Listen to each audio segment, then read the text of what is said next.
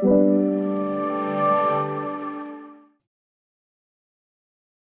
galera, inscrito no nosso canal, tudo bem com vocês? Boa noite, a paz de Jesus, amor de Maria seja no seu coração. Quero já agradecer a você por estar abrindo a porta aí da sua casa para estarmos juntos conversando, partilhando sobre a palavra de Deus, sobre o testemunho. Hoje é uma noite especial onde estaremos falando com as famílias, com os casais aí. Então você que está passando alguma dificuldade na sua casa, na sua família, ou conhece alguém aí, algum parente, algo assim, que esteja enfrentando alguma dificuldade, que você possa enviar esse podcast, essa conversa, esse testemunho, que eu tenho certeza que Deus irá falar muito conosco nessa noite de hoje. Estamos aqui com esse casal maravilhoso, casal especial, o Eduardo Oliveira e a Edna. Seja bem-vindo. Obrigada. Tudo bem com vocês? Deus abençoe. São da comunidade Filhos de João Batista, que vocês possam sentir acolhida aqui no Kairos Podcast. Obrigado, Gustavo. Obrigado, uma alegria imensa estar aqui com vocês. É uma alegria imensa poder juntos partilharmos, né, no Kairos Podcast. Né? Já quero dizer aí, você que nos segue, segue o canal, compartilhe este link, porque eu tenho certeza que neste dia Deus vai falar ao teu coração, nestes tempos, né, em que as famílias vêm sendo brutalmente atacadas por diversos modos, meios. São tantas coisas que às vezes a gente pensa, meu Deus, como é possível ser família nos nossos dias? Meu Deus, como que é o caso desses dias? Como ser feliz no casamento? É possível ser feliz no casamento? Né? Essa pergunta a gente faz. Então, nós queremos, a partir do nosso testemunho, da nossa experiência, nós queremos dizer e afirmar que sim, é possível sermos casados e felizes, é possível sim, nós temos famílias abençoadas. Então, nesse bate-papo nosso aqui, nós queremos te ajudar, não com uma receita pronta. Quem quisera, nós temos uma receita pronta do casamento perfeito. Nós não temos, mas nós queremos trazer algumas respostas e luz. Então, alegria imensa estar com você partilhando a palavra, não é isso, meu bem? Isso mesmo, é uma alegria imensa estar aqui na Kairos, né, participando deste podcast, no qual eu tenho certeza que Deus vai falar muito ao seu coração, ao coração de cada um que está aí, a cada família, a cada casal, a cada homem e a cada mulher, né? Que a graça de Deus possa alcançar você aí onde você estiver. E que através das nossas palavras, através da nossa conversa, Deus possa agir no coração de cada um de vocês, né? Vamos partilhar a nossa vida, que as nossas experiências, né? E através das nossas experiências eu tenho certeza que Deus realizará grandes coisas na sua vida. Amém, louvado seja Deus. Quero agradecer desde já, muito obrigado pelo sim de vocês. E vamos lá, vamos começar com o Eduardo. Conta para nós um pouco como que foi aí sua infância, sua adolescência, para nós estarmos conhecendo um pouco melhor. Sim, né? Para você que não me conhece, eu me chamo Eduardo Oliveira, sou pregador, missionário da comunidade Filhos de João Batista, de Sete Lagoas, Minas Gerais. Moro em Sete Lagoas, Minas Gerais, a 1h30 de Belo Horizonte, mas na verdade já são 28 anos caminhando com Jesus. Na verdade, eu conto 28 anos a partir da minha experiência com o Espírito Santo. Na verdade, são 28 anos de batismo no Espírito Santo. Eu sou da explosão da renovação carismática católica no Brasil, né? Quando ainda a Canção Nova, o Padre Jonas vendia fita cassete das pregações, eu comprava as pregações do Padre Jonas na fita cassete, alugava os VHS para assistir as pregações, né? Então, eu sou dessa explosão da Canção Nova. Eu falo 28 anos de caminhada, porque eu conto 28 anos de batismo no Espírito Santo. Mas a verdade, desde a minha infância, eu sempre ia na igreja. Então, com 7, 8 anos de idade, eu já era coroinha da igreja, já ajudava na liturgia, fazia leitura, mas eu sempre costumo dizer o quê? Era aquele católico por tradição, aquela coisa que mamãe dizia, domingo é dia de missa, viu, menino? Então, eu ia para a missa porque a mamãe mandava a gente ir. Mas aos 14 anos de idade, então, através de um retiro de jovens, então, onde eu tive a minha experiência profunda com o Espírito Santo. Então, ali onde eu fui batizado no Espírito Santo, e eu repousei naquele momento de repouso. Então, quando eu me levantei do repouso, Jesus estava exposto no ostensório. E eu me lembro que quando eu olhei para Jesus, eu levantei daquele repouso, eu estava tão, cheio do Espírito Santo transbordante, que eu olhei para os Jesus e eu falei, Senhor, eu quero dar a minha vida a levarem as pessoas a terem essa mesma experiência que eu estou tendo.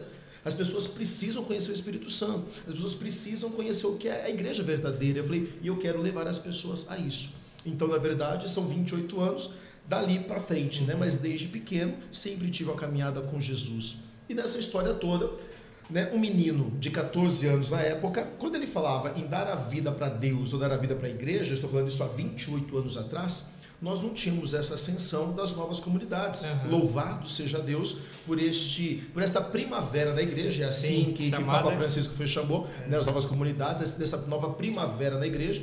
Então, louvado seja Deus pelas novas comunidades, mas há 28 anos atrás não existiam. Existia muito pouco, existia a Canção Nova, a Obra de Maria, mas era algo muito distante. E não existia essa ascensão missionária de leigos casados, pregando, evangelizando. Então, eu com 14 anos falei, quero dar a minha vida pela igreja, por Deus, o que eu pensei? Vou ter que ser padre. Não tinha opção, eu vou pro seminário. Falei, vou pro seminário. E fui pro seminário. Então, fui pro seminário e fiquei 2 anos no seminário. No final de 2 anos, eu descobri que Deus não me queria padre. Eu não servi para ser padre, não servi. Voltei para minha cidade, né, triste, porque eu falei, poxa vida, eu fiz uma promessa para Deus e agora não vou poder cumprir. Na minha cabeça, eu falei, né, me ferrei agora com Deus, que fiz uma promessa para poder cumprir. Mas voltei para minha cidade e meti a cara na igreja. Então, grupo de oração, grupo de jovens. Então, daqui a pouco eu comecei nesse processo, né, de caminhar. Então, fiz escola Paulo Apóstolo, formação para pregadores, tudo aquilo que a renovação carismática dizia que nós tínhamos que fazer, eu fui fazendo. Nesse processo todo, Deus me deu uma palavra que Ele faria de mim profeta das nações, me constituiria para que até os confins do mundo levar a sua palavra. Eu falei, então, não entendi, falei, vamos ser pregador. Fiz curso para pregadores e continuei caminhada. Virei coordenador de grupo de oração, virei coordenador diocesano do Ministério Jovens, que na época não era Ministério Jovem, na época era Secretaria Marcos. Eu sou da Secretaria Marcos, Secretaria Pedro, hoje é Ministérios, então da Secretaria Marcos na época, e fomos caminhando. Nesse processo todo, conheci a Edna nessa caminhada dentro da igreja. Então vou parar aqui para ela contar, mas chegar nesse mesmo ponto a gente continua aqui para frente depois. Que benção, né? Que benção mesmo conhecer ela dentro da igreja, compartilhando, porque é isso que a gente precisa muitas vezes. Igual você discerniu sua vocação, não era para ser padre, e muitas vezes o jovem fica muito essa dúvida, será que você é padre, será que você é freira, ou se encontra frustrado, ou então acaba encontrando alguma companheira, alguma esposa que não se encaixa ali nessa vida missionária, que requer muito esforço, renúncias, ou vice-versa. Conta para nós um pouco mais da sua vida, da sua história. Bom, a minha história também, assim, não é muito diferente, né? Porque eu também sempre vim de um berço católico, né? Eu vivia na igreja e quem me levava na igreja até então, né? Porque minha família não participava tanto, eram os meus avós, meu avô, né? Ele que me introduziu na igreja, na catequese. Eu rezava o terço com ele não sabia ler e nem escrever, então eu lia a Bíblia para ele, ajudava ele na oração do terço. E dessa forma eu comecei o meu caminho dentro da igreja. E dessa forma eu ajudei na catequese, fui catequista, ajudei na liturgia da minha paróquia, comecei a fazer todo esse trabalho dentro da igreja, né, que é a base. E depois, a partir daí, eu também comecei a frequentar o grupo de oração, né, no qual eu conheci o Eduardo. E neste grupo de oração foi onde aconteceu a nossa formação, né? Formação de Paulo Apóstolo para pregadores na época. Então, eu fui coordenadora da Secretaria Jovens também. Que legal. A gente viajava todo o estado do Paraná pregando, evangelizando, né? E além do estado do Paraná, fazendo os congressos. Então, eu vim dessa linha, né? E até que nós chegamos ao grupo de oração, que foi aonde nós participamos juntos, né, na época, e eu conheci o Eduardo. Tudo isso em Minas Gerais mesmo? Não, nós somos natural do Paraná. Nós somos Jarapongas do norte do estado do Paraná, próximo ali a Londrina, próximo a Maringá. Sei. Então nós mudamos para Minas há 12 anos, quando Deus pediu, vamos chegar lá, mas quando Deus pediu que nós deixássemos tudo. Então toda uma vida de executivo de empresa, eu era diretor de multinacional, eu era diretora financeira de outra grande empresa, e Deus pediu que nós deixássemos tudo. Nesse deixar tudo, Ele nos tirou da nossa parentela, da nossa cidade, do nosso estado, e nos mandou para Minas, onde nós não temos nada nem ninguém. Em Minas nós só temos a comunidade. Nós não temos nenhum primo assim, de 5º grau, de 7º grau, até um parente. Não, nós não temos ninguém em Minas. Nós só estamos lá por obediência a Deus, a um chamado. A um chamado. Aleluia. Então nossa história toda foi no Paraná. E nessa história toda agora é o grupo de oração. E aí a Edna, começamos a conhecer, conheci a Edna. E aqui está já um detalhe para você que é jovem. Entenda. Olhar para essa câmera, dá esse recado para o jovem. Pronto. A você que é jovem. A gente sempre, os jovens nos perguntam, Eduardo, como é que eu faço para ter um casamento de Deus? Como é que eu faço para achar um homem ou uma mulher de Deus?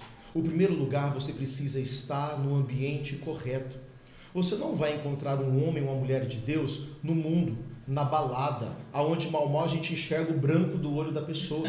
Então, se você quer encontrar uma pessoa de Deus, você tem que estar aonde? Aonde uma pessoa de Deus vai estar. E aonde essa pessoa de Deus vai estar? É dentro da igreja, dentro do grupo de jovens. Então, ou seja, vivencie estes lugares que onde você vai encontrar jovens de Deus. Foi assim que nós nos conhecemos, dentro de um grupo de jovens. Então ali a gente começou a nos conhecer, ali nós começamos a despertar o interesse para o outro. Então, jovem, se você quer ter um casamento de Deus, entenda, você precisa ter um noivado de Deus. Para você ter um noivado de Deus, você tem que ter um namoro de Deus. E para você ter um namoro de Deus, você tem que também ter uma paquera de Deus. E essa paquera, então, tem que acontecer em lugares que são de Deus. Não ultrapasse os processos, não pule as fases, não perca, não coloque, como a gente diz lá em Minas, o boi na frente da carroça, né? A carroça na frente dos bois, ou seja, é preciso respeitar a etapa. Foi assim conosco, começamos a nos conhecer. Conheci a Edna, falei, gente, que loira maravilhosa, de olho verde, essa mulher é linda. Falei, não, tem que ser minha esposa. Amor à primeira vista. Exato. Conheci a Edna, mas detalhe, nós éramos inimigos.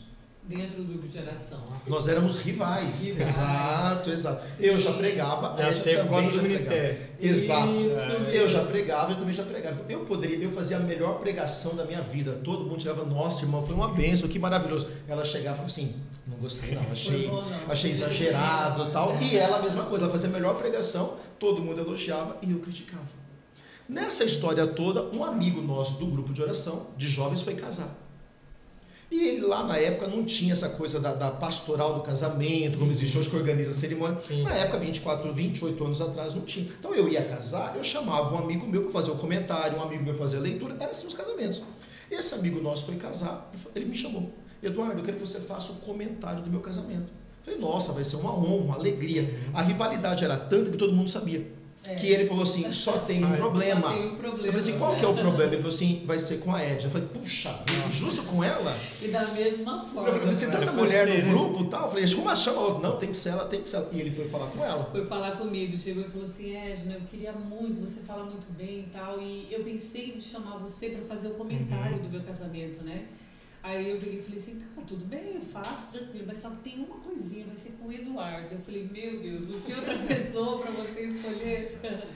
E aí topamos pela amizade. Pela amizade. Vamos fazer. Já que nós topamos, nós vamos ter que sentar agora para montar esse comentário. Foi. Assim, eu não quero essa mulher na minha casa. Primeiro desafio de muitos que viriam. Pois é, eu não quero essa mulher na minha casa. Eu assim, eu não quero esse homem na minha casa. Falei, vamos marcar no território neutro. Aonde? Salão da igreja.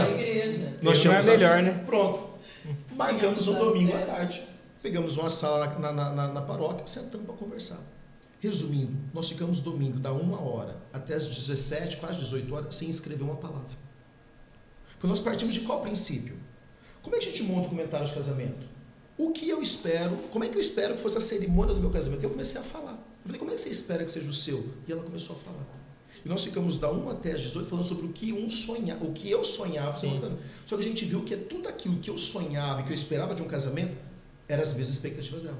Eu tinha as mesmas expectativas. A gente viu que ali naquela rivalidade existia algo que... muita coisa comum, os interesses, as expectativas. De repente, opa, então eu não conheço ele direito, né? E aí nós ficamos, ou seja, um domingo a tarde inteira conversando sem escrever uma palavra. E o tempo foi passando. Aí esse amigo começou. Gente, foram um belo casal. Por que vocês não namoram? A gente, para. Esse amigo, não, namora. A gente, não.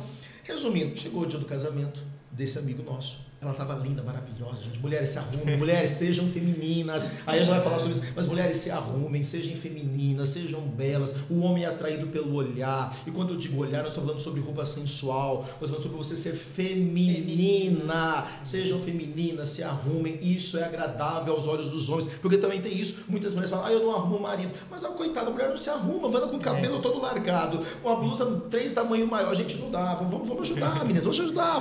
Depois a gente fala sobre isso. Enfim, aí estava maravilhosa no casamento, a gente estava fantástica. Acabou o casamento, só foi aquele clima entre nós. Eu falei, gente, agora acabou, agora não tem mais desculpa para falar com ela, a gente tem que voltar a ser inimigo de novo. Falei, não dá, vamos continuar, vamos. E aí passou, e aí quando passou o casamento, eu chamei ela para conversar. Eu falei, olha, existe um sentimento meu por você. Eu acho que existe um clima entre nós. Eu falei, eu preciso ser muito sincero com você. Eu falei, sim, você sabe que eu fui para o seminário. Ela já me conhecia, ela sabia. Falei, quando eu saí do seminário, eu fiz uma consagração da minha vida a Deus, que durante 3 anos eu não namoraria, não beijaria, não ficaria com ninguém. Eu falei assim, então por mais que há um sentimento entre nós, e mesmo se Deus confirmar que você é a mulher da minha vida, falta 9 meses para mim terminar essa consagração da minha vida. Eu falei, então antes de 9 meses, eu não posso namorar, eu não posso beijar, eu não posso ficar com você, por mais que eu ame você, por mais que eu goste de você, mas nós não vamos ficar. Aí eu falei isso para ela me deu a resposta. Aí eu peguei e falei assim, não, eu confirmo, né, existe algo entre nós realmente, né, mas eu também agora não posso namorar. Porque antes de tudo, antes de estar no grupo de oração, eu tinha passado um período no convento. Eu fiquei 1 ano no convento. E lá também eu tinha feito meus votos, no qual eu também não namoraria. Eu tinha uma consagração para cumprir, eu tinha um propósito de Deus para poder honrar. E eu não poderia, né, falhar com Deus. Ele não falhava comigo, eu não poderia falhar com ele. Eu falei assim para ele, eu falei assim, olha, tá ok, porque eu também não poderia te namorar.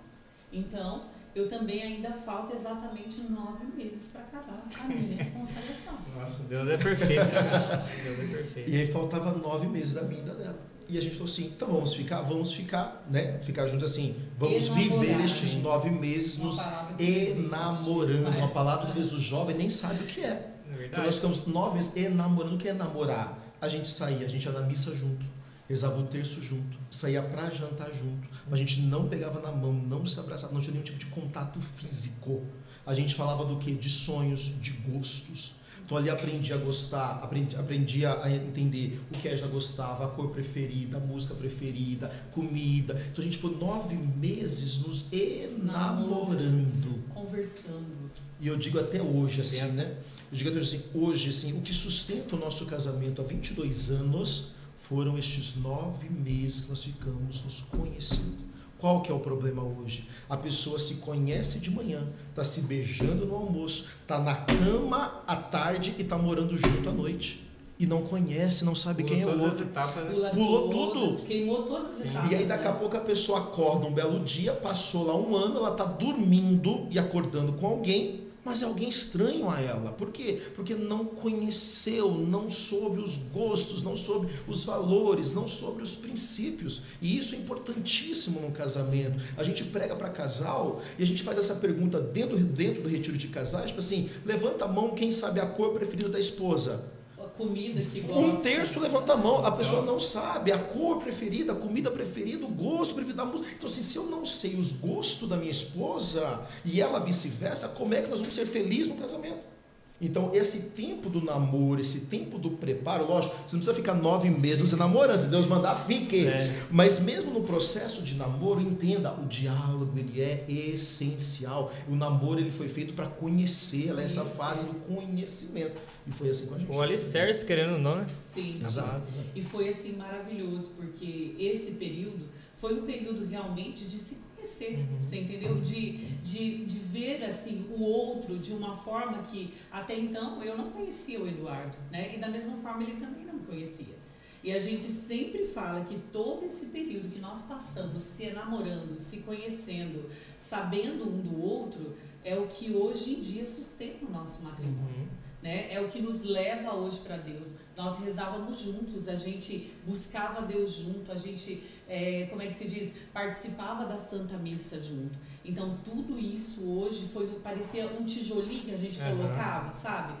Mais um tijolinho e um degrau que a gente subia, mais um tijolinho e um degrau que a gente subia. Então assim, hoje isso no nosso casamento reflete de uma forma assim maravilhosa, né? Porque foi assim que a gente aprendeu a rezar juntos. Sim. Então até hoje a gente reza. Temos que tomar decisão em casa, vamos sentar, vamos parar, vamos rezar. Como é que a gente rezava? É assim. E Deus fala, Deus responde. Então é assim que a gente faz da nossa casa, até hoje com tudo, com os nossos filhos, a faculdade de filho, nome de filho, é hora de trocar de casa, de pintar a casa, de trocar o carro, é hora de viajar, na hora de viajar, é hora de comprar. A gente reza para tudo, mas porque essa base que a gente executa hoje, nós aprendemos lá atrás. A rezar junto, a discernir junto, a um rezar pelo outro, a um orar pelo outro, a um jejuar pelo outro. Olha, Deus está me falando isso. Então, a gente aprendeu essa intimidade com Deus, um casal e Deus, lá no nosso namoro, né? Que é aquilo que o livro de Eclesiastes vai dizer, salvo engano, Eclesiastes vai dizer que é o cordão de 3 dobras. Né? O que é o cordão de 3 dobras? É o marido e a mulher e Deus. E a palavra vai dizer que o cordão de 3 dobras não se arrebentará facilmente. A palavra vai dizer, um sozinho, coitado, quem o ajudará? 2 serão muito mais fortes, porque se um cair, o outro levanta. Se um está sozinho, vai passar frio. 2 juntos não vai passar frio, porque um aquece o outro. E aí vai falar, o cordão de 3 dobras não se arrebentará facilmente. Por quê? Então, quando o marido está unido à mulher e tem Deus junto, cara, esse casamento ele se torna indestrutível, tá entendendo? Então, assim, é sempre esse tripé que é o que sustenta, né? Eu sempre uso um exemplo muito claro, né? Imagina você que está nos acompanhando agora, né? Um triângulo, um desenho de um triângulo aí na sua cabeça agora. Então, nesse topo desse triângulo, coloque em cima a palavra Deus, tá? Coloque aqui na base agora desse triângulo o nome seu e o nome do seu namorado, do seu noivo ou do seu esposo, tá? Então, ou seja, o casal está aqui embaixo, Deus está aqui em cima. Conforme esse casal está longe de Deus, esse casal também está longe um do outro. Agora imagina você, essa mesma imagem, vocês vão subindo, se aproximando para perto de Deus. O que acontece? Quanto mais perto de Deus o casal está, mais perto um do outro também vai estar. Então isso é o cordão de 3 dobras que não se arrebenta, que fica firme. É assim que a gente vive o nosso casamento há 22 anos. E assim foi. Amém. Louvado seja Deus. E os filhos, como que foi? Veio antes da comunidade? Exato. Aí nesse processo todo namoramos 4 anos. Namoramos 4 anos, namoro dentro da igreja. Foi nesse processo que nós viramos coordenadores diocesanos, nós somos juntos. Sim. Então a gente virou coordenador diocesano. Então, o nosso namoro foi dentro da igreja, viajando, pregando, em grupo de jovens, tudo. Namoramos 2 anos. Sim. Noivamos. Não, namoramos 3 anos. 3 anos. Namoramos 2 anos, 3 anos, noivamos e casamos com 4 anos. Namoro na castidade, nos casamos virgens, fizemos jejum de Sara e Tobias na nossa lua de mel. Então, assim, casamento firmado em Deus e com Deus. Nesse processo todo, casamos. Levamos 4 anos para ter o nosso primeiro filho, Juan Felipe, né? E nesse processo todo, ou seja, uma vida voltada para a igreja. Sim. Então, assim, já que eu não vou ser mais padre mesmo, então agora eu preciso trabalhar e sustentar minha família. Fiz faculdade, eu sou bacharel em ciências contábeis, com pós-graduação em economia, pós-graduação em gestão de pessoas. Fui fazendo uma carreira profissional e a ESD a mesma coisa, mas uma vida totalmente dentro da igreja. Então, sou ministro da Eucaristia, fizemos teologia para leigos, mega envolvidos com a igreja. E agora estamos toda a nossa vida. Grupo de oração, pregação, ministro da Eucaristia, liturgia, nossa casa sempre cheia de padres. Uma vida tranquila. Mas dentro de nós existia um vazio. Algo queimava.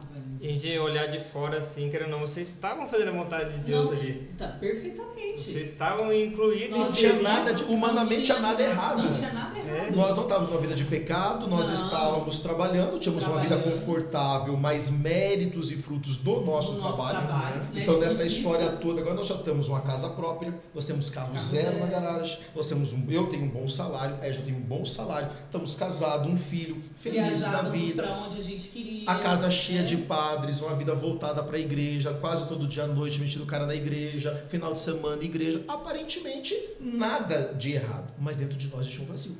Dentro de nós queimava algo aí. Existe uma inquietação. Nesse processo agora nós temos 10 anos de casado, já. Então nosso filho agora tem 5 anos, 6 anos mais velho, que é o Juan Felipe. Nessa inquietação toda nossa, um dia eu fui para adoração. Na minha cidade, Arapongas, não sei se existe até hoje, existe uma adoração de homens toda terça-feira, da meia-noite às 3 da manhã, só para homens. Só para homens. E eu fui nessa adoração, mas inquieto com Deus. E aquele dia eu cheguei, como eu sempre ajudava a conduzir, eu falei, galera, esquece de mim hoje. Hoje eu preciso ter uma reunião com o homem lá em cima. Eu falei, a reunião hoje vai ser direta, eu preciso conversar com ele. Tete a tete, né? Exato. E eu me lembro que eu entrei embaixo do altar. E fiquei escondido debaixo do altar. Eu falei, Senhor, eu quero que o Senhor me responda. O que é essa inquietação? Eu não estou em pecado, não estou em pecado grave, né? Pecado todos nós temos. Eu não estou em pecado grave, não está nada de errado. O que está acontecendo? E entre choros e lágrimas, depois de muita conversa e briga com Deus, ele me falou, eu preciso que você cumpra a promessa que você me fez quando você tinha 14 anos de idade. E eu falei, não, peraí. Eu falei, o senhor está louco? Eu estou ficando louco. Eu falei, eu já estou casado, eu tenho um filho. Eu falei, não posso. Falei, como é que eu vou largar tudo para dar a vida para o senhor? Não, o senhor não está entendendo, eu estou casado. E eu falei, confirma na palavra. Quando eu abri a palavra, Deus me deu a palavra que ele deu para Abraão. Sai da tua terra, da tua parentela e vai para a terra que eu estou te indicando. Mas até então não tinha terra nenhuma. Nada, não tinha indicação. Não conhecia ninguém. Ninguém, nada, não tinha ninguém me conhecendo, nem conhecia Filho João Batista, nem de longe, nunca tinha ouvido falar de Filho João Batista, nada. Guardei a palavra no meu coração. Falei, deixa acontecer. Nem partilhei nada com a Edna. Ela sabia da inquietação, ela também tinha, mas não falei o que Deus estava falando. Deixa quieto, vamos tocar a vida.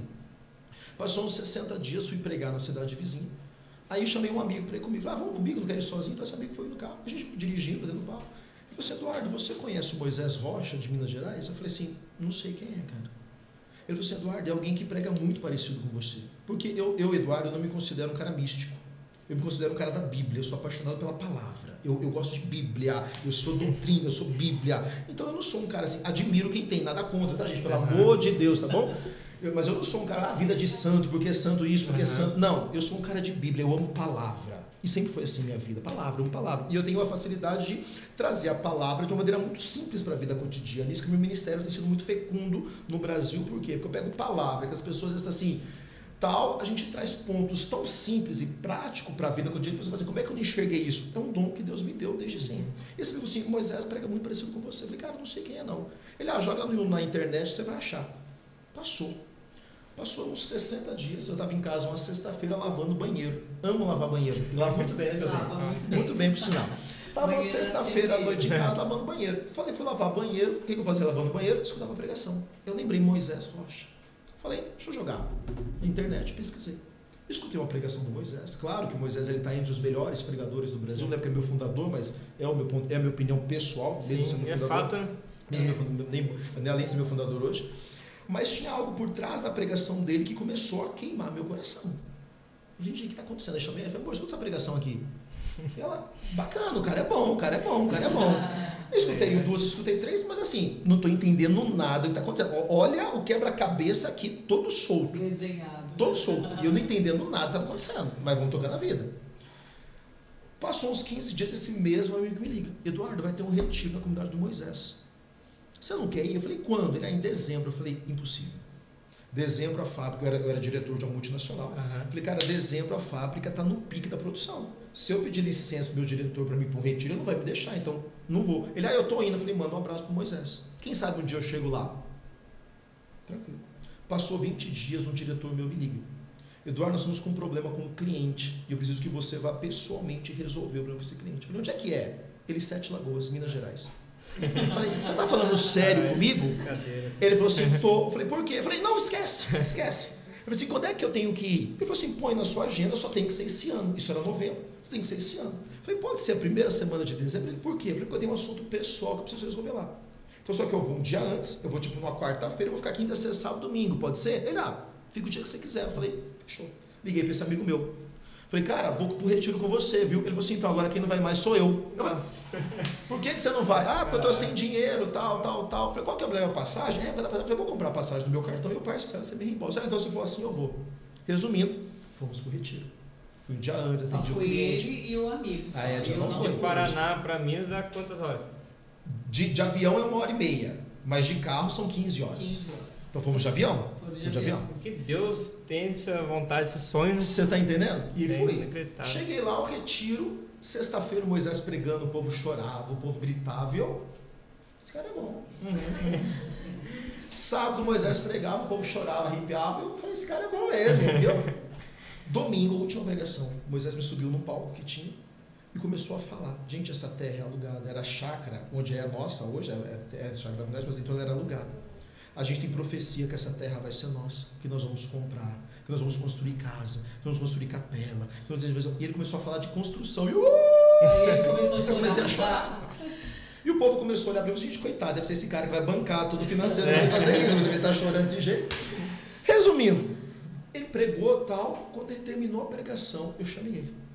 Falei, cara, não entendo nada de comunidade, não sei se é comunidade, não sei nem o que é isso, não faço ideia do que é comunidade. Só que eu sou administrador. E eu tenho uma visão administrativa muito apurada. Então, eu aqui, o pouco que eu vi na sua comunidade, convivendo com alguns irmãos, eu vi os pontos que eu posso te ajudar. Então, a gente poderia fazer isso. Eu comecei a falar para ele ideias do que eu poderia ajudá-lo. Mas, eu no Paraná e ele em Minas. Cada um no seu canto. Vou te ajudar à distância. Tá?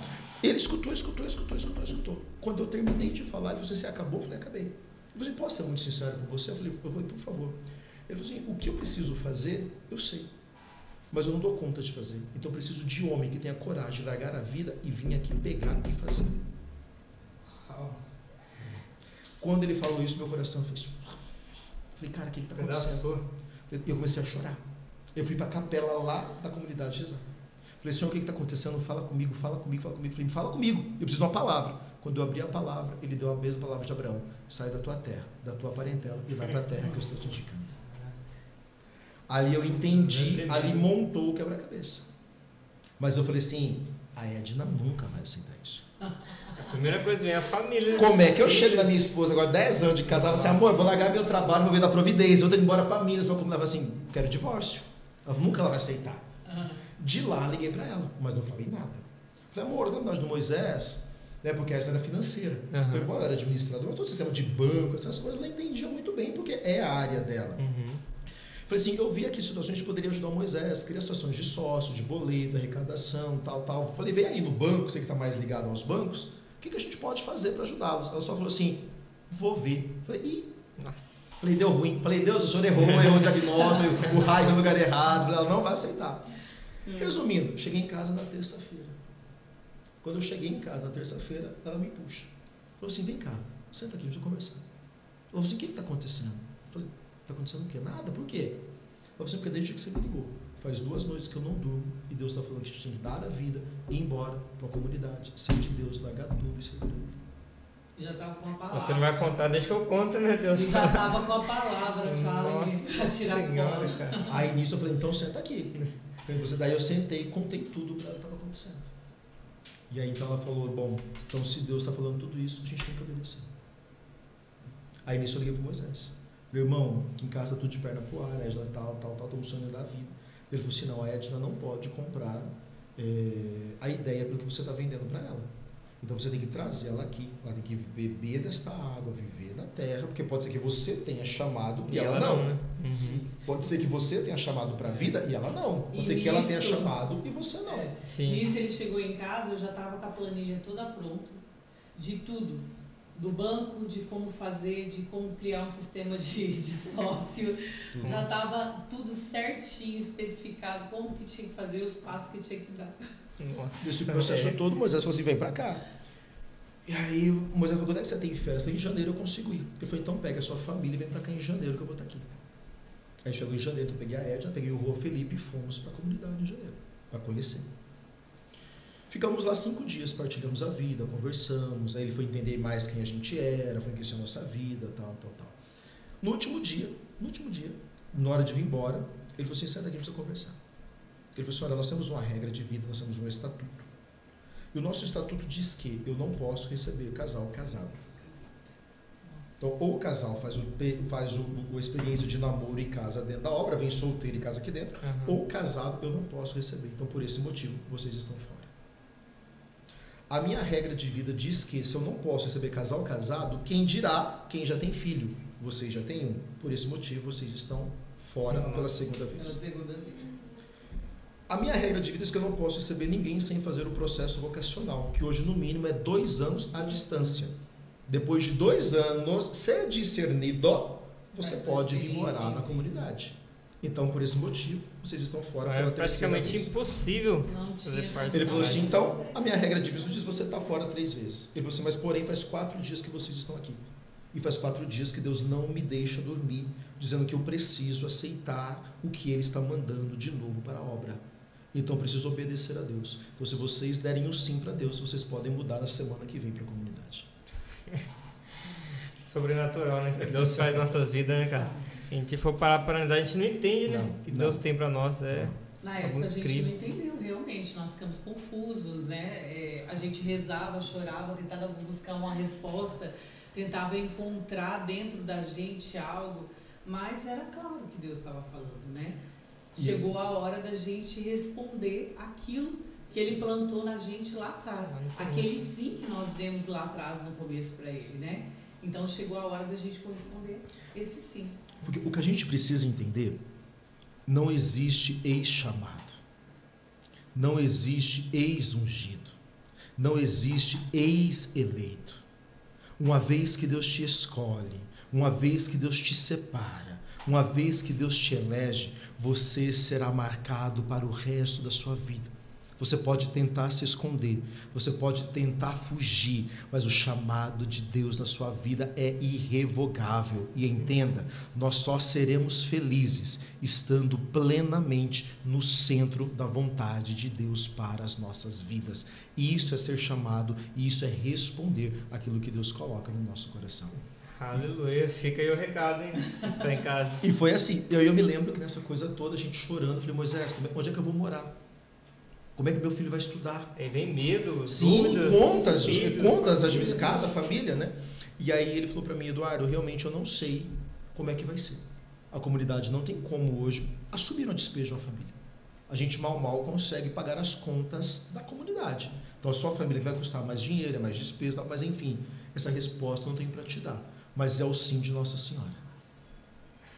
O anjo apareceu e falou, Maria, você vai ficar grávida, e se conceberás, elas vão usar um filho, e será chamado Emanuel, Deus conosco, a promessa era linda. Mas a Maria falou assim, posso fazer só uma pergunta? Como se fará isso se eu não conheço homem algum? A pergunta de Maria foi essa, tipo assim, o seu anjo, tá tudo bonito. O senhor tá falando que eu vou ficar grávida, que ele vai ser Deus, show, mas assim, eu sou virgem, eu não conheço homem nenhum. E qual foi a resposta do anjo? O Espírito Santo virá sobre ti e ele vai cuidar de todas as coisas. Então, quando Moisés disse, é o sim de Nossa Senhora, foi que Moisés falou assim, eu só preciso do sim de vocês. O resto, quem vai cuidar de tudo é o Espírito Santo. E Nossa Senhora. Né? Em Nossa Senhora. E ali, entre choros, ela falou, então já que é assim, já que o Espírito Santo vai cuidar, nós falamos assim, eis-nos aqui. E nós demos o nosso sim em janeiro de, não vou lembrar o ano agora, mas depois agora, 12 anos agora, nós demos o sim em janeiro, só que a gente levou um tempo, que eu preciso treinar alguém, contratar alguém na empresa, tal. Então nós ficamos de janeiro até abril organizando a nossa vida. Aí quando foi dia 26 de maio, nós estávamos já morando dentro da comunidade, com mala, cuia, cachorro, papagaio, periquito e tudo. Que coragem. Cara, manda um recado para quem está nos assistindo aí, que está em discernimento aí vocacional entre vida ou aliança, e que o chamado que Deus tem dentro da comunidade, que muitas novas comunidades nos acompanham. Sim.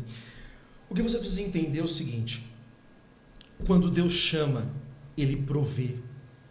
Todo chamado, ele vem acompanhado da providência de Deus. Deus, ele provê as nossas necessidades, ele provê aquilo que a gente sabe, ele sabe daquilo que a gente é feito. Não é no nosso tempo, não é do nosso jeito. E aí é onde muitas vezes nós nos frustramos, porque a gente quer que seja do nosso jeito, nós queremos que seja da nossa forma, da nossa maneira, e não é do nosso jeito, é do jeito dele. Mas se ele chamou, ele sustenta, ele banca, ele não deixa faltar nada. Então, se Deus está chamando você para dar o passo, dá o passo, porque o resto é com ele. É assim que nós vivemos há 12 anos. 12. Aleluia. São 12 anos, né? Nossa comunidade, nós não temos salário, nós ganhamos R$1 por mês. Aí hoje a casa que a gente mora é da obra, o carro que a gente anda hoje é da obra. É 100% da obra. São 12 anos dessa forma e 12 anos Deus suprindo a gente em todos os detalhes, em todos os momentos. Louvado seja Deus. Não para mérito de vocês, mas para um glória do Senhor. Mas quanto que você renunciou, quanto que você ganhava na época, quando vocês trabalhavam?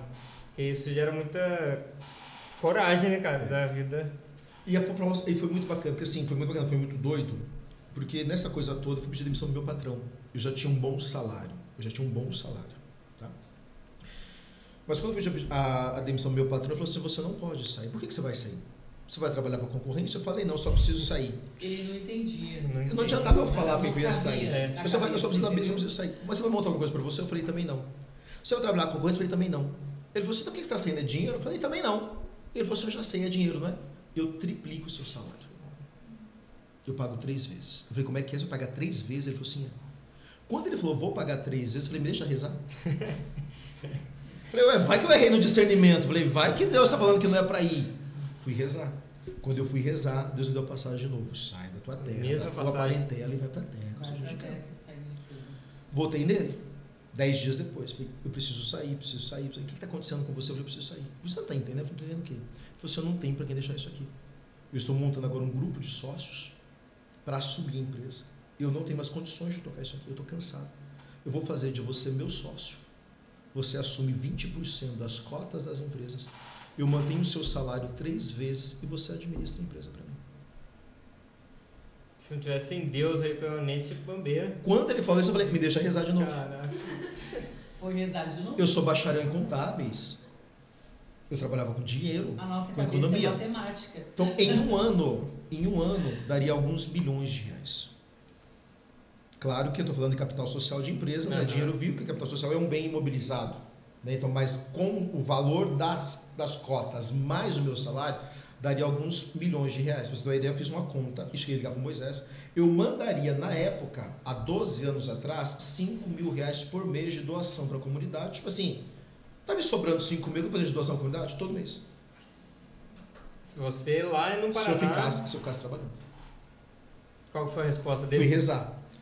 Fui rezar. Aí quando eu fui rezar, Deus me deu a passagem do jovem rico. Senhor, já sigo os mandamentos, observo tudo. O que mais que eu preciso fazer? Vai, deixa tudo, vende todos os teus bens, vem e segue. Então Deus foi radical. Tá Deus poderoso, né? Ali eu entendi que eu não tinha mais como negociar com Deus. E aí a gente pediu demissão.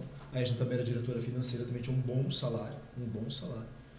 E aí tanto eu quanto ela largamos tudo para viver 100% da providência de Deus hoje. São 12 anos vivendo 100% da providência de Deus. Nós não temos vínculo com nenhum órgão público, nós não recebemos nenhum real por mês de nada, não.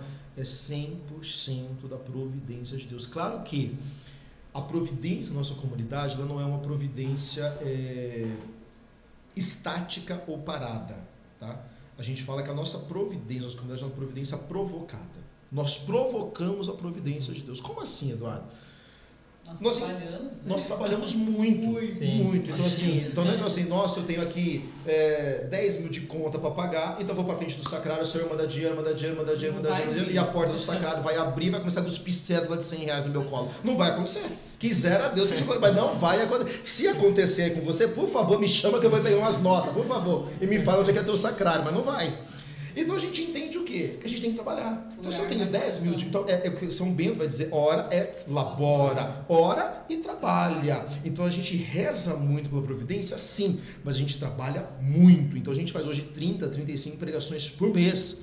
Então cada pregação que a gente vai, a gente leva a nossa livraria, tem os materiais de avanço da comunidade. Então termina de pregar, vende um livro aqui, vende uma camiseta ali. Isso vai o quê? Revertendo em providência para a obra, e é assim que a gente sobrevive. Então é uma providência provocada. Então a gente provoca a providência todo o tempo. Então vamos trabalhar, o que a gente pode fazer? Então vamos trabalhar, vamos pregar, vamos ajudar, vamos fazer isso, vamos fazer pão, vamos vender pão. É o tempo todo, a gente provoca essa providência para que ela chegue até a nossa casa. Entende? Então é uma providência aqui, mas aí que tá, só que Deus nunca falhou conosco, né? Porque isso é muito forte, né?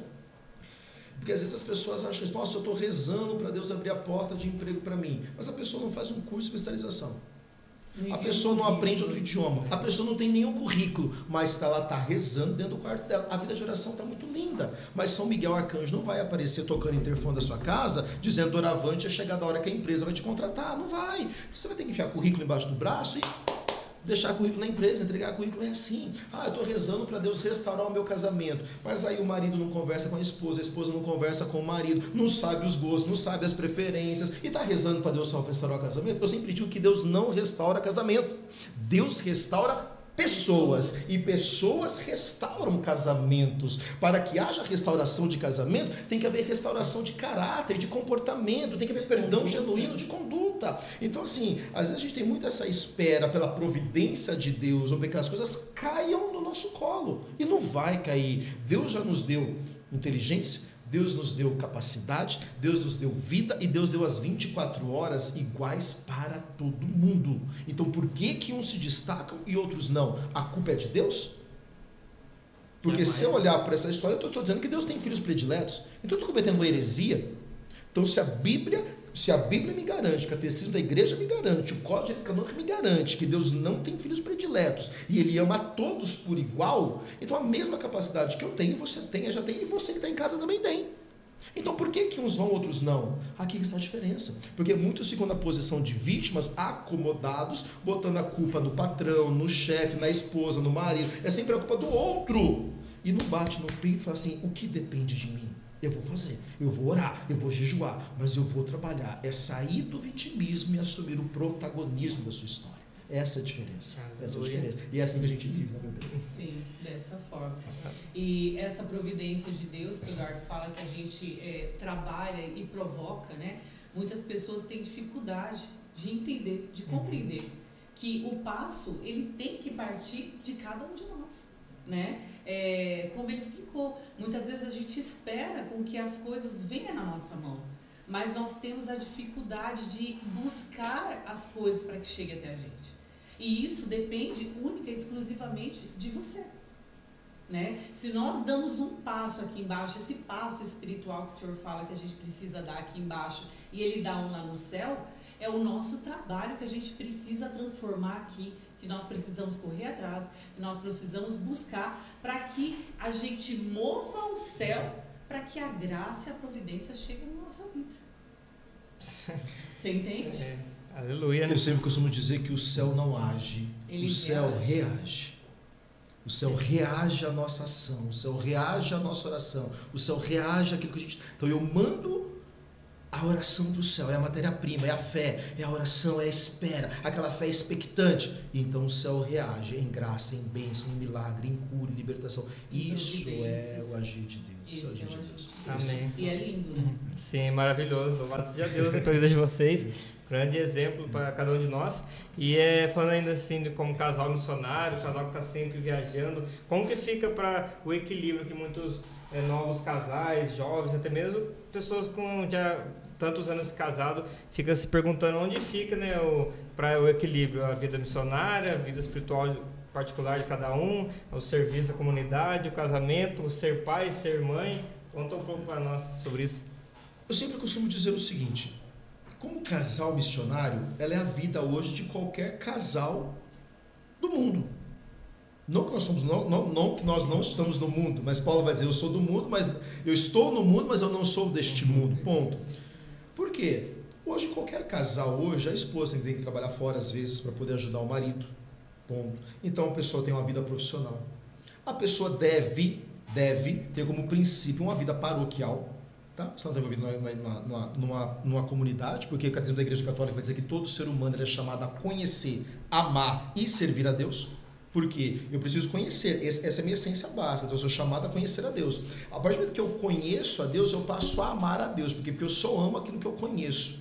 E se eu amo, eu quero servir, porque é natural, quando eu amo o outro, eu quero me colocar a serviço do outro. Então, todo ser humano é chamado a conhecer, amar e servir a Deus. Então, todo casal, todo casado, ele tem as funções profissionais, ele tem a função de igreja, ele tem a função de ser um bom marido, de ser um bom pai, enfim. Então, a gente, como missionário, não muda essa regra, não muda isso. Então a gente tem que ter o quê? Esse equilíbrio, essa base. Eu sempre falo que o segredo da família feliz, da família de sucesso, está o quê? Nesta grande harmonia de você saber equilibrar, onde cada elemento da família tem o seu papel muito bem claro, muito bem definido. Né? Então, por exemplo, lá em casa, a gente tem muito claro o papel da Esme e o meu papel como homem.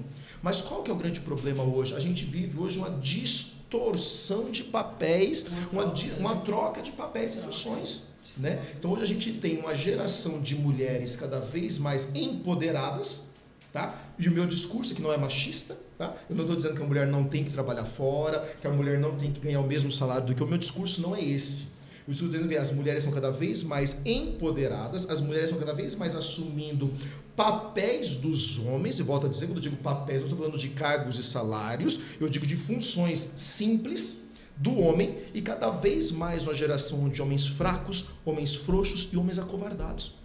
O que isso tem gerado o quê?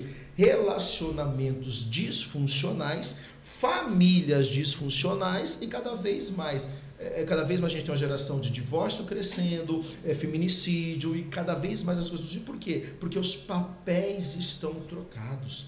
E a gente precisa entender isso. Precisamos entender. Por quê? Todos nós, e isso a psicanálise vai explicar muito bem claro, a psicologia explica que todos nós, enquanto homens e mulheres, nascemos com a nossa energia. Quando eu digo energia, não é energia cósmica, não tem nada a ver disso, estou falando de ciência agora. Tá? Dons de Deus colocado dentro de cada um. Pronto, perfeito, meu bem. Todos nós nascemos então o quê? Com a nossa essência, nossa energia masculina e feminina. Todos nós temos os dois dentro de nós. A energia masculina, volta dizendo essa energia cósmica, mas o que é energia masculina? É a proatividade, é a resolução, é a ação, é o fazer, é o executar, é o provedor, porque o homem é isso, o homem é chamado de ser protetor e provedor. Lá no Éden, Deus deu muito claro. Deus colocou Adão no jardim e falou, protegei-o e cultivai-o. Proteger é proteção, cultivar é prover. Então cultivar é o quê? É plantar, põe a semente, deixa crescer, então é provedor. Então essa é a missão do homem, protetor e provedor. Então a energia masculina é essa proteção e proteção. A energia feminina é o belo, é o feminino, é a delicadeza, é a essência, é o belo, é o cuidado. Só que todos nós temos com os dois, porque o homem também tem que se cuidar. O homem é bruto, não. O homem é bruto tem que fazer defeito. Tem defeito de caráter, tem que ser tratado, diz Santo Agostinho. Ah, porque eu sou bruto mesmo. Não, você tem defeito de caráter, meu irmão. Você tem que se converter e mudar seus comportamentos aí. Ponto. Aí o que acontece? A gente inverte os papéis. Então todos nós temos isso. Então se a mulher não se cuida, e quando a mulher é empoderada, ela vai para o papel do homem. E ela passa a tomar a frente do homem em tudo. E o homem automaticamente se acovarda e fica... A gente sempre usa um exemplo muito claro, para a gente exemplificar bem isso assim. Imagina você que é casado aí, na sua casa, que o seu casamento é um reino, tá? Neste reino existe um rei, que é o homem, e a rainha, que é a mulher. Neste reino, sempre vem dragões atacar este reino. Normalmente, quem sempre vê o dragão primeiro? É a mulher. A mulher sempre vê longe, é a mulher, porque o homem sempre está cochilando na rede, é fato, é sempre assim. Então o rei sempre está cochilando na rede.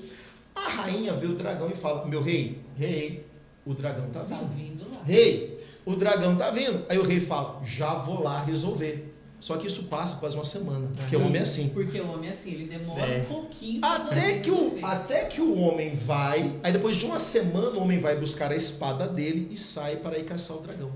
Só que quando o rei tá vindo com a espada na mão para sair do palácio para caçar o dragão, quem é que já tá vindo com a cabeça do dragão na mão? A rainha. A mulher. Automaticamente, o que gerou aqui? O rei se sente frustrado. E aqui mora o problema dessa disfunção. Por quê? Este rei vai se sentir o que? Menosprezado e a sua masculinidade desafiada. Então, logo este rei vai começar a procurar um reino onde ele possa exercer a sua masculinidade. E essa rainha, por sua vez, vai procurar um rei que mate os dragões para ela. Então isso aqui vai abrir uma grande porta para adultério, para prostituição, para pornografia, para masturbação. A gente precisa entender que muitos problemas do casamento são originados por sinais negligenciados dentro de casa. Um casal nunca se separa por coisa grande. Não. Eu e a Edna, nós já temos mais de 1000 casais orientados por nós, mentorados por nós. Então já são mais de 10.000 casais que passaram nossas mãos através de retiros de casais pelo Brasil. E aí a gente entende o quê? Todos os casos, a maior parte que a gente atende, o casal ele não se separa por coisa grande, mas são por pequenas coisas não resolvidas, não faladas. Ah, hoje aconteceu coisa, eu não vou falar, porque não adianta, ele é bruto mesmo, no mundo, eu não vou falar. Você não fala, mas o coração sente. Daqui a um mês acontece de novo, você não fala, mas o coração sente. Daqui a 3 meses, vai. Chega daqui a um ano, você fala o quê? Está insustentável conviver junto. E está mesmo, mas por quê? Não foi o hoje, mas é porque é uma sucessão de pequenas coisas, com pequenas coisas, com pequenas coisas, com pequenas coisas, que se tornou algo grande. Então qual que é o caminho? Separar. Mas o problema está o quê? Em resolver as coisas cotidianas. E é por isso que a palavra é clara, vai dizer que o sol não se ponha sobre o vosso ressentimento. Então o que é isso? O marido e a mulher não poderiam dormir sem conversar e resolver os B.O.s do dia. Então resolve, tipo assim, estamos brigados, ninguém vai dormir hoje não. Vigília a noite inteira, enquanto não resolver, então não vai dormir. A gente como casal deveria isso. Então essa essência masculina e feminina tem que ser muito clara. Né? Exemplo, posso falar, meu bem, de você? Vou falar. Pode falar. A Edna, por exemplo, ela tem uma energia masculina muito alta. E eu louvo a Deus por isso. Por quê? Porque eu, como missionário hoje, tem meses que eu fico 1, 2 dias em casa. Então eu chego, fico um dia, saio, chego, fico 2 dias, saio, chego, fico um dia e saio. Então, por sua vez, nesse ponto, a energia é muito boa. Por quê? Porque ela tem que comandar a casa. Nós temos 2 meninos, nós temos 2 filhos. Então, leva a filha para a escola, busca um, deixa o outro, comanda a casa, organiza a coisa. Tem as atividades dela enquanto terapeuta, tem as atividades dela enquanto comunidade, tem as atividades dela como esposa. Então, assim, ela tem que ter. Então, ela tem uma energia, mas ela é lá em cima.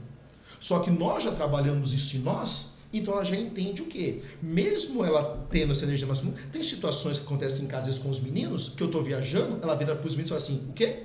Quando o pai de vocês chegar, você resolve com ele. Essa parte aí eu não resolvo. Se tem alguma coisa para resolver relacionada a isso, é com o pai de vocês. Quando ele chegar, vocês sentem e conversam com ele. É assim. E aí é automático. Então, tipo assim, e aí quando eu chego de viagem, eu posso estar cansado do jeito que eu for. Desde dia que eu chego, eu falo assim, senta aqui. Precisamos conversar. Ó, aconteceu isso são coisas suas. Isso pertence a você, a sua masculinidade. Então, quem tem que mandar trocar a lâmpada é o homem. Quem tem que consertar a fechadura é o homem. A torneira está pingando, é o homem. Agora a gente vive hoje uma geração de homem frouxo. A torneira na sua casa está pingando, a fechadura não está fechando, a lâmpada está queimada. E você não troca. Ah, mas é porque eu não sei, você não tem que fazer. Mas quem tem que chamar o homem para trocar é você, querido, não é a esposa. Agora você sai para o trabalho, a esposa vai chamar o cara para arrumar, você vai deixar um cara estranho dentro da sua casa, da sua esposa? Eu não deixo, não sou louco. Tá entendendo? Então, são exemplos de coisas de casal que funciona. Sim. E a Edna entende isso. Então, quando eu chego de viagem, aí é automático. O homem da casa chegou. É nítido. Ela dá um passo para trás. Ela fala assim, agora o homem está aqui. Aí é assim, mas é isso que é a dificuldade das mulheres, né? Igual a situação que o Eduardo contou da história do dragão, né? E da rainha. Muitas mulheres, qual que é a posição da mulher correta nessa situação? A mulher teria que falar com o homem e esperar o rei ir matar o dragão. Não importa se ele vai demorar 1 dia, 2 dias, 3 dias, 4 dias. É ele que tem a responsabilidade de ir lá e resolver. Você entende? A mesma coisa, isso reverte dentro da nossa casa. A torneira está quebrada, está pingando. Quem tem que consertar? O marido. Quem tem que chamar alguém para consertar? O marido. Ou seja, eu vou ver, por mais que a minha essência grite dentro de mim, você pode ir lá resolver, você tem o telefone do cara para ligar para consertar, você tem condição de fazer isso, eu não faço. Entendi. Mas qual que é a posição das mulheres hoje em dia? Elas vão lá, faz e ainda taca na cara do marido. E como esse homem se sente? Aí gera uma acusação. Sim. Você entende? Você não é homem, você não faz, você não resolve. Vai oprimindo o homem. Isso, procurar autorreinar. Aí quando acontece essa situação, daí muitas mulheres procuram, eu não sei o que fazer dentro da minha casa, porque o meu marido é isso, meu marido é aquilo. Mas quem botou o marido naquela posição? Não foi ele. Eu sempre falo uma coisa, não é sobre você. Não é sobre o outro em você. É sobre as suas atitudes que fazem com que leve o outro a exercer e a tomar uma atitude, uma postura diferente. Então, não é sobre o Eduardo. É sobre o que eu, Edna, estou fazendo como mulher, que está obrigando muitas vezes ele a tomar uma atitude que não é da alçada dele. Você entende? Então, eu muitas vezes coloco ele numa posição e numa postura que não é dele. Mas não é culpa dele, é culpa minha. Mas só que muitas mulheres não reconhecem isso.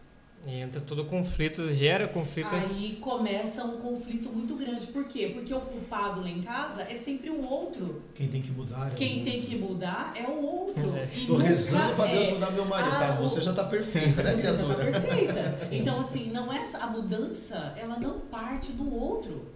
Se você quer, mulher, uma mudança na sua casa, a mudança tem que partir das suas atitudes como mulher.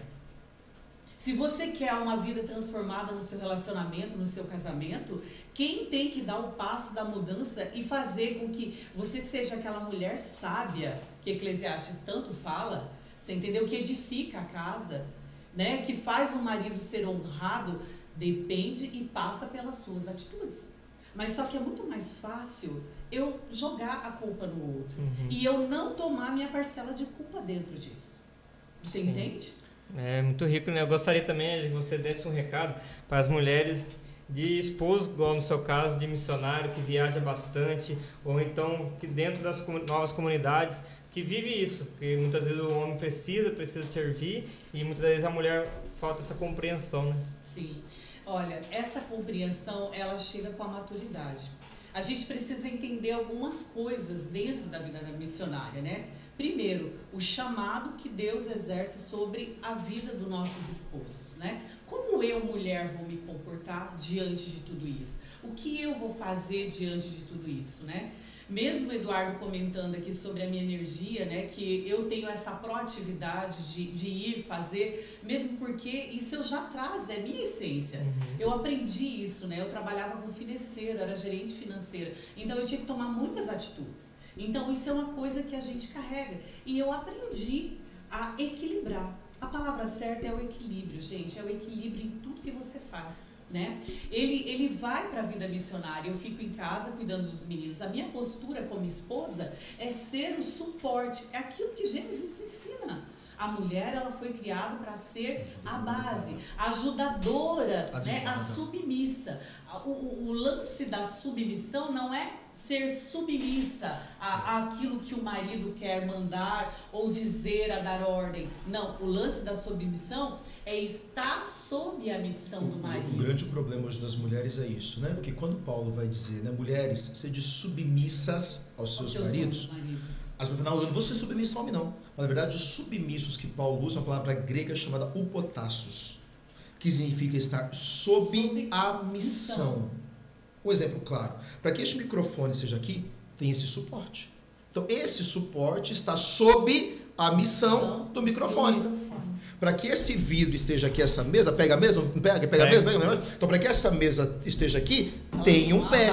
Que esse pé está submisso sob a missão do vidro que é fazer a mesa para nós. Então, quando Paulo vai dizer mulher seja submissa, na verdade, Paulo está elevando a mulher. Sim. Ou seja, a Edna, ela não é menos do que eu. Eu sou o rostinho bonito que aparece, porque está em cartaz, viajando. Mas, na verdade, o papel da Edna no Ministério Eduardo Oliveira é muito mais importante do que o meu. Porque se ela não estiver sustentando o meu ministério, acabou tudo. Então, e como que eu faço isso? Como que as mulheres podem fazer isso para poder ajudar os maridos que estão na estrada, que estão buscando a providência, que estão buscando a provisão para dentro de casa? Eu sou o suporte, eu sou a base dele. Tanto na parte espiritual, o papel da mulher é a intercessão para o marido. O marido saiu. A minha postura dentro de casa, quando o Eduardo muda, os meninos sempre falam, eu mudo automaticamente. Eu estou o tempo todo em oração, eu faço jejum, porque ele está na estrada. A missão não é só dele. A missão passa por ele, mas ela também é da nossa família. Sim. Você entendeu? Então eu vou rezar por esse homem, eu vou rezar pelo meu marido, eu vou pedir a Deus para que cuide da estrada, cuide das pessoas que lá estão. Você entendeu? Eu vou entrar e vou entrar na brecha e lutar por aquilo espiritualmente. Por quê? Porque a nossa missão é junta. Eu não entendo que é uma coisa separada de mim, o Eduardo. Mesmo porque nós somos uma só carne. É o que a palavra vai dizer, né? Não são mais dois, mas uma só carne. Não, é um só. Então, se é um só, se ele leva lá, eu também levo. Entende? Então, eu vou ser a base e o suporte espiritual para o meu marido. Eu vou ser a mãe dentro de casa. Eu vou ser a base dentro de casa. O que é isso? É não deixar faltar a presença do Eduardo dentro de casa com os meninos. O que é isso? É eu estando com os meus filhos, eu amando os meus filhos, eu cuidando dos meus filhos, eu sendo esse suporte que ele está lá, mas ele está sabendo que dentro de casa está tudo sob controle. Sim. Você entendeu? Porque a gente colocar no lugar dele também não é fácil, né? Sim. Pô, eu sou homem, precisava estar em casa cuidando, mas estou servindo a Deus. Porque a gente também sofre na estrada. Na estrada. Né? Como é que está essa casa? Quando a gente vai, às vezes, já aconteceu de ir para a missão, né? E deixar meu filho com febre em casa. E aí o demônio, ele é astuto. Porque o demônio joga nas cabeças que você está sendo negligente. Você está indo para a estrada, mas você está deixando seu filho doente. Mas eu saio, lógico, o coração doendo? Sim. Mas eu preciso acreditar naquilo que Santa Catarina vai dizer. Eu cuido das coisas de Deus e Deus cuida das minhas. Então o que me dá essa tranquilidade do id é eu saber que em casa eu tenho uma mulher também que está me sustentando para que eu possa cumprir minha missão com efeito. Sim. Então ela é esse suporte em casa, esse suporte na missão. Então mesmo que ela te sustenta, ela também tem um trabalho de deixar a casa agradável para quando eu vou. É isso aí. E aqui é onde vai entrar o papel feminino. E passa por que é o belo. É o belo. Aí, por exemplo, ela já faz a minha mala para a missão, ela gosta de fazer. Então eu separo as minhas roupas, ela gosta de pôr na mala. Então quantas vezes em missão, ela põe bilhetinhos no meio das minhas roupas. Sim. E às vezes você está na missão, às vezes 10 dias fora de casa, cara, às vezes você está cansado. Às vezes eu já fiz 8, 9 pregações, eu estou longe de casa, cansado, dormindo mal, às vezes está mal acolhido. Você fala, poxa Deus, você entra pro quarto chorando, você fala, não quero mais pregar, não quero mais ver ninguém. E aí eu vou arrancar uma camiseta, eu vou pôr a camiseta, cair um papelzinho dela no chão, eu abro fazendo assim, estou com você, aguenta firme, estou orando por você. Cara, eu pego o microfone, eu viro um dragão, eu falo, bora, vamos levantar com tudo, por quê? Porque eu sei que tem uma mulher me sustentando, isso é delicadeza. Né? E eu chego de missão, pode ser a hora que for. Quantas vezes eu chego de casa, às vezes 1 a 2 horas da manhã de voo, cara, o meu chinelo está na porta me esperando. Às vezes ela não está me esperando, porque assim, já é de madrugada, ela tem que dormir. Mas ela deixou o chinelo posto para mim. Então aquele chinelo significa o que para mim? Meu amor, seja bem-vindo à nossa casa. Você entendeu? Sabe, é o detalhe do casal, cara. E você vê, isso não custa. O que custa? O casal, vocês falam, eu preciso levar minha esposa para Maldivas. Cara, se você pode, faça, mas isso, não. É sobre detalhes e delicadeza do relacionamento. Entendeu? Não é às vezes nós tratamos outras pessoas de fora tão bem. Sim. E daí o que acontece? Além de cuidar de todo do filho, tem essa parte também de você proporcionar dentro de casa para que quando ele chegue, ele se sinta abraçado dentro de casa. O que é? Qual é o papel da mulher dentro de casa? É cuidar da casa, é ajeitar a casa, é deixar agradável a casa. Eu não estou dizendo para comprar flores caríssimas, eu não estou dizendo para você colocar coisas caríssimas na mesa. Não é sobre isso. É sobre os pequenos detalhes. É você deixar uma louça lavada, uma pia limpa, para que o homem chegue, a casa esteja harmoniosa. É você botar um tapete no chão, não importa se ele seja velhinho, ou seja usado, ou seja como ele está, mas que esteja limpo. Você entendeu? Colocando lá para a casa ficar agradável. É você deixando a sua casa perfumada, cheirosa. Você entendeu? O banheiro organizado para o marido não chegar e tá aquela cena terrível de guerra dentro do banheiro. Então, eu sempre falo que passa pelo cuidado da mulher. E é este o papel da mulher. E muitas vezes, muitas mulheres, elas esquecem de viver o papel dela na íntegra. Por quê? Porque não é legal, porque é chato, porque é melhor trabalhar fora, tem alguém que faz tudo. Não é sobre isso. A mulher, ela precisa estar na essência dela.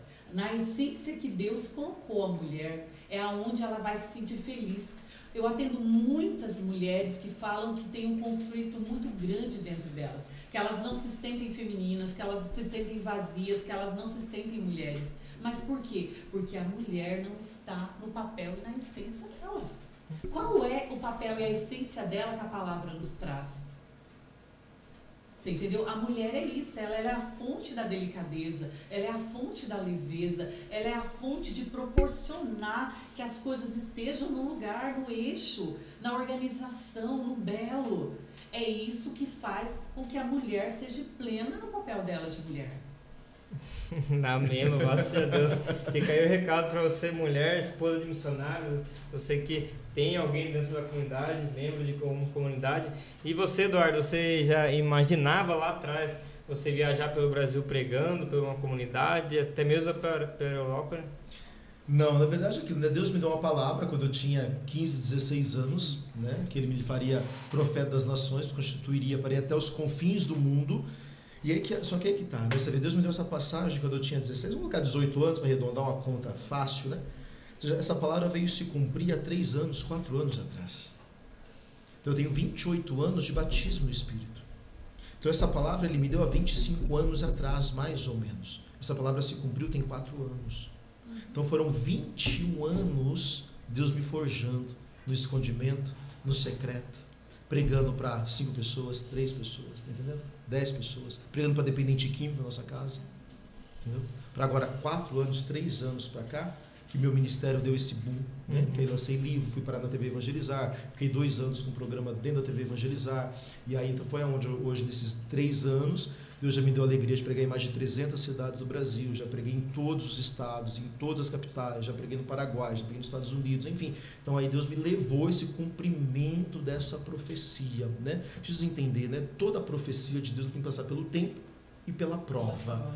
O tempo é o tempo de preparo e a prova é a forja. Então foram 21 anos. Porque a gente acha, Deus me prometeu, e a gente vai acontecer, acho que vai acontecer amanhã. Não, é assim, Deus nunca vai dar nada pra gente se nós não estivermos prontos e preparados. Então hoje eu olho para trás e eu fico grato a Deus, porque foram 21 anos eu me preparando. E eu tenho plena consciência de que se ele tivesse me dado há 10 anos atrás, eu teria destruído tudo porque eu não estava pronto, preparado.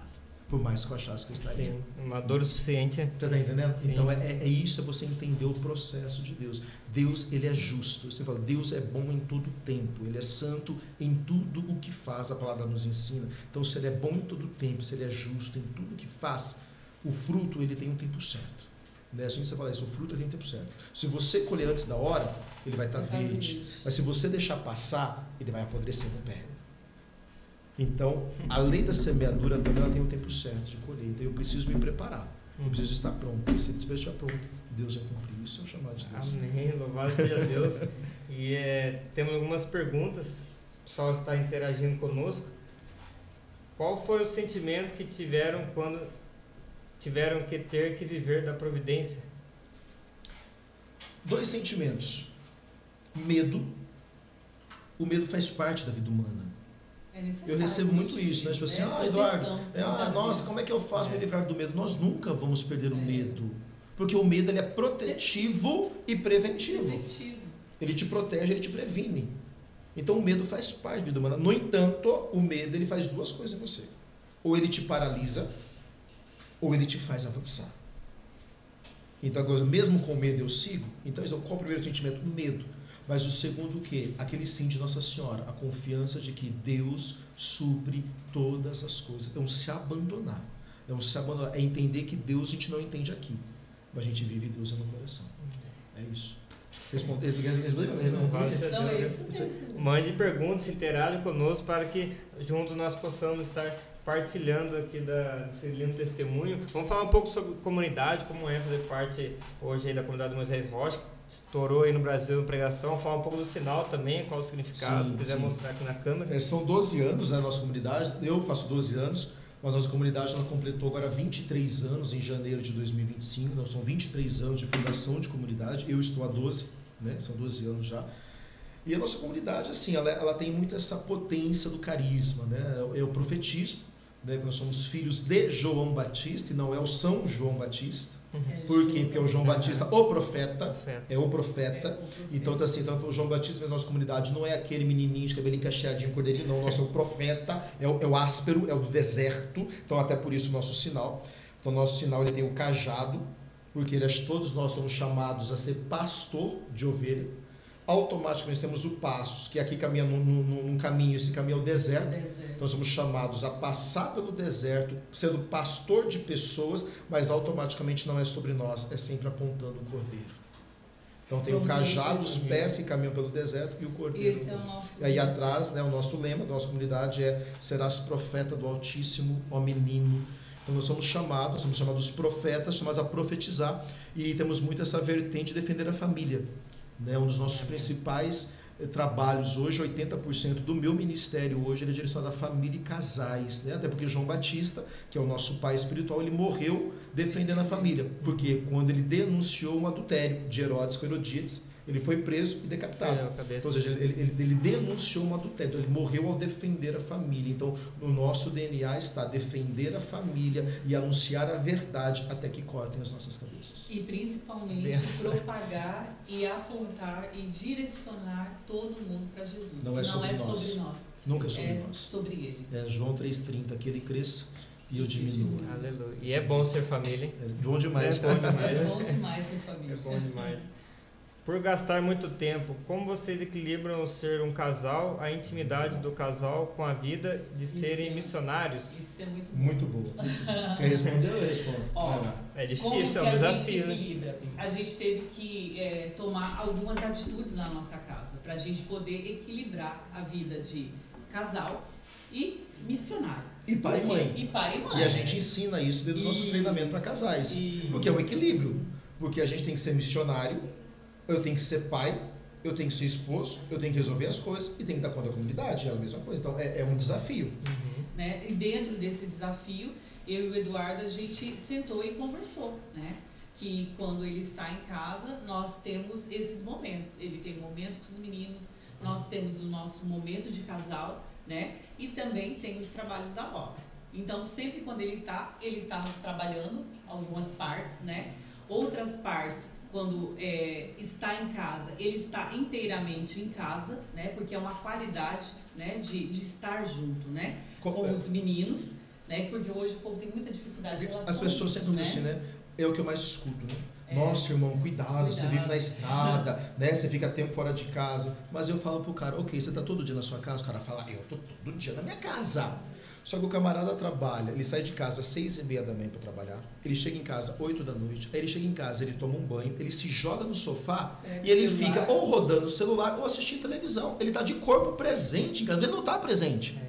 Eu não, eu viajo muito, mas quando eu chego o primeiro dia após a missão, eu desligo todos os celulares.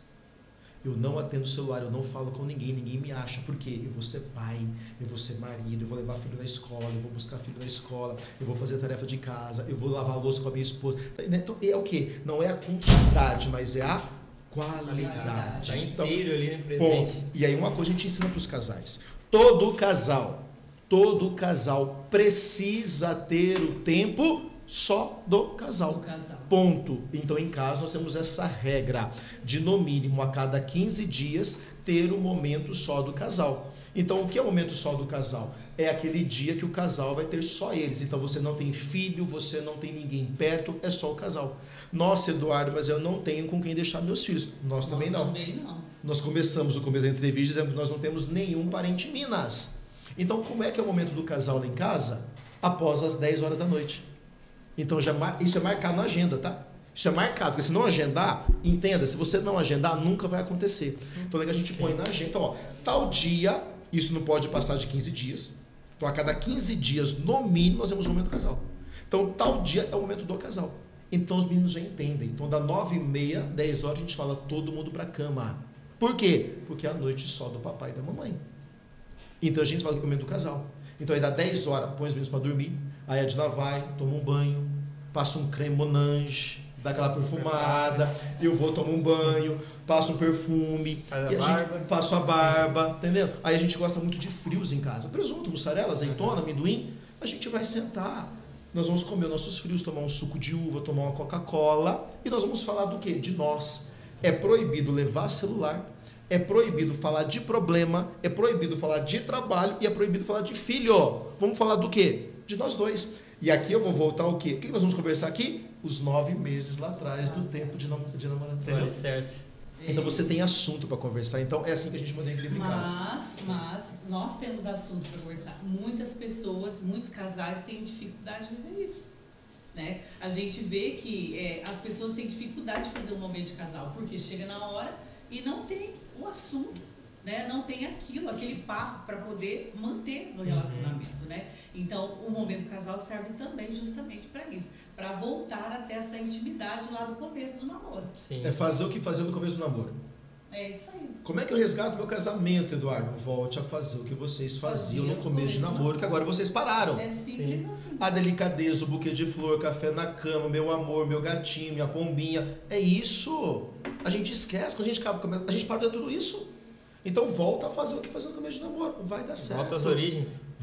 A você, casal que está em crise, eu vou dizer pra você, volta a fazer o que vocês faziam no começo do namoro. Se arruma, se perfuma, passa aquele creme Monange, compra uma lingerie bacana. Você que é homem também, compra uma cueca bacana, vai usar aquela cueca freada que você dá 3 dias com ela. Pelo amor de Deus, prepare o momento só do casal, manda uma flor, prepara o ambiente, volta a namorar, tratar com delicadeza. E assim, o casamento, o amor vai reacender.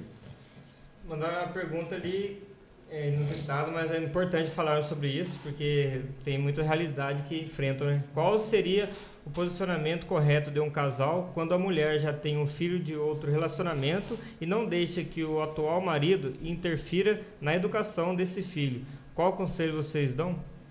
Respondeu aqui, eu respondo? Pode começar que eu concluo. Precisa entender o quê? Você teve um filho de um casamento anterior. Ok. Mas agora você se abriu e você permitiu com que este novo homem entre na sua vida. Quando eu assumo uma nova pessoa para a minha vida, você não vai se casar só com essa pessoa. Eu caso com tudo aquilo que ela traz, que a gente chama de pacote. Quando eu casei com a Edna, eu não casei só com as qualidades dela. Eu casei também com os defeitos que ela tem. A Edna não é perfeita, como eu também não sou perfeito. Então a gente chama o quê? É o pacote.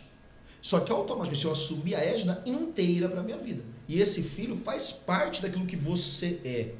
Então, se você aceitou ter este homem na sua vida, é preciso sim que alguém precisa exercer esse papel de paternidade na vida dessa criança.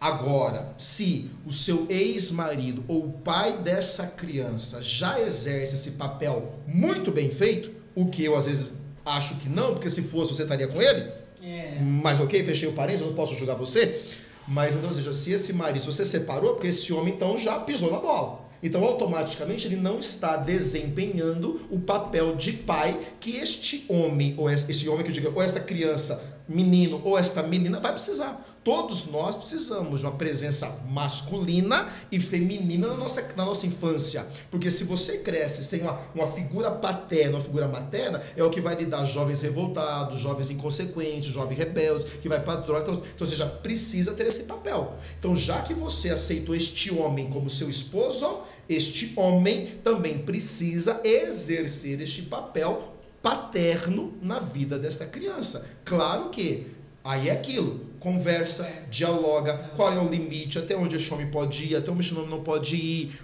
mas você tem que entender, nunca desautorize este homem na frente dessa criança, porque ele é o seu marido, ele é o seu esposo, e automaticamente, se você tem filho com esse homem, como é que esse homem vai corrigir um filho, mas não corrige o outro? Então, precisa que ter um diálogo muito franco e sincero para colocar as coisas. Na grande verdade, o que precisava ser feito, não sei se é o caso ou não, mas quando foi assumido esse relacionamento, precisava já ter tido essa conversa no início. Como é que vai ser? Como vai ser? Como que vai ser a situação com o meu alinhamentos? É o alinhamento. É o que eu e o Eduardo sempre trazemos no relacionamento. É o que você precisa exercer dentro da sua casa. Um alinhamento de conversa. É deixar muito claro. Até onde eu vou, até onde você vai. Precisa falar tudo. Tudo. Você entendeu? Como que vai ser? Você vai até aqui, mas ele não gosta de conversar, acha desgastante, porque não tem diálogo com ele. Então, gente, vamos prestar atenção no que a gente anda fazendo da nossa vida. Exato. Porque se não há um alinhamento no início do relacionamento, quando a coisa já está engrenada, a tendência é piorar. Né? Então, a gente precisa ter esse alinhamento. Amém. Sobretudo antes. Fica então um recado aí. Gente, eu quero agradecer. Tem mais perguntas, mas o tempo é curto e... Se Deus quiser, a gente marca uma outra hora. Exato, a gente vem só para responder perguntas. Sim, Bom, a gente marca uma outra hora e espero que um dia Deus possa abençoar, abrir as portas de vocês vindo pregar no nosso retiro para casais, para as famílias. Com alegria, só chamar. Quero agradecer mais uma vez, obrigado. Obrigado, tamo junto. Deus abençoe. Amém, amém. Amém. Grato mesmo, maravilhoso. Foi uma aula aqui para as famílias. Amém, amém. Muito obrigado. E se você quiser falar um pouco aí da comunidade, qual o próximo, até mesmo o próximo encontro será na Canção Nova. Isso, exatamente. Então, você que está nos acompanhando, né, você pode nos acompanhar, tanto eu quanto a Edna, através do nosso Instagram, eduardo.oliveira.ofc de oficial, eduardo.oliveira.ofc. Lá você tem a minha agenda, onde é que eu vou estar no Brasil, no mundo, você sabe meus eventos, lá você também consegue fazer contato comigo para me chamar, para pregar na sua cidade, aí chamar nós dois, né? Sim, então tem o meu Instagram, tem o Instagram da Edna também. Tem o meu Instagram é ednaoliveira.ofc, né? Lá também eu faço um trabalho, tenho um trabalho com algumas mulheres lá, né? A gente desenvolve esse contato, né, mais direto lá também. Dentro disso também, um pouco nós hoje temos nosso livro Ser Família é Bom Demais. São 300 páginas tratando tudo sobre relacionamento familiar, vida 2. Então aqui vai ter atitudes da mulher que desgasta o homem, atitudes da mulher que desgasta o casamento, atitudes do homem que desgasta o casamento, sexo dentro do casamento, vale tudo, não vale, a luz da igreja, a luz da doutrina, o que a igreja fala sobre isso, dinheiro em casa, vai falar um pouquinho mais profundidade do masculino, do feminino, o papel de cada um, essência, enfim. Então temos este livro, temos o livro Despertando para uma Vida Abundante, temos 21 dias de oração e jejum, enfim, tem todo o nosso material lá no meu Instagram, você tem acesso a tudo isso também, e claro, já vale aqui deixar o nosso convite também, você pode nos levar a pregar na sua cidade, retiro para casais, homens, mulheres, à sua disposição, e convite todo especial. De 22 a 25 de maio, em Cachoeira Paulista, na sede da comunidade Canção Nova, terá o primeiro acampamento dos filhos de João Batista, de 22 a 25 de maio. Pela primeira vez, após 23 anos de fundação, nós vamos ter o nosso evento, acampamento Filhos de João Batista, em Cachoeira Paulista, na sede da comunidade Canção Nova. Quinta, sexta, sábado, domingo, muita pregação, oração, santa missa, adoração profunda. Então, você que é do Brasil inteiro, a gente convida você a descer ou subir para a Cachoeira Paulista, ou se você não pode, acompanhar por todas as plataformas da Canção Nova, sistema de comunicação Canção Nova. Amém, louvado seja Deus, obrigado mais uma vez. Quero aqui deixar aqui uma lembrança para vocês do Kairos Podcast. Copo. Você está obrigado, olha, vivendo um momento lá em casal. Isso aqui, ó, no momento só do casal, vou tomar com um copo da Kairos aqui, ó. Muito obrigado. Quero agradecer aqui os patrocinadores que têm nos ajudado, nos abençoado, aqui que dou os brindes. Muito obrigado mesmo Tamo junto. Vocês. Conta com a gente. Obrigado, gente. Obrigado você que ficou até o final conosco. Que você possa aí estar sempre interagindo conosco, porque esse ano de 2025 promete aqui na comunidade Swing Arcanjo, no Kairos Podcast. Amém? Louvado seja Deus, muito obrigado. Tchau, gente. Até semana que vem. Um abraço.